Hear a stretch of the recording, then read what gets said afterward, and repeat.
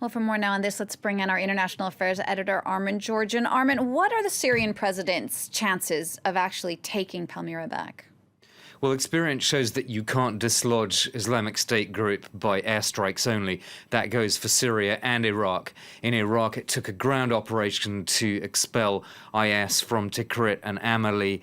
And in Syria, the Syrian government bombed IS around Raqqa, and Raqqa is still in rebel hands. In fact, it's still the de facto capital of Islamic State.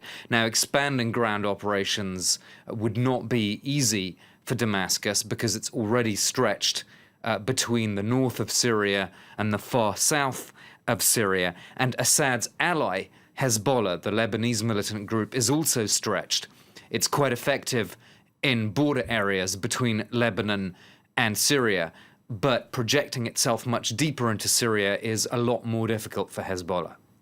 Armin, what about the situation in Ramadi? Now, Iraq has announced that it has begun the operation to take the town back. How difficult could that be?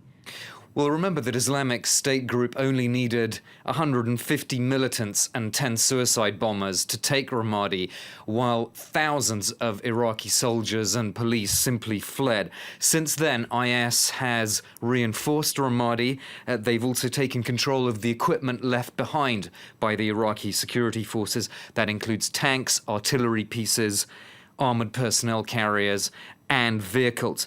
The motivation for IS to hold on to Ramadi, the most important victory, along with Palmyra, in nearly a year, is going to be very high.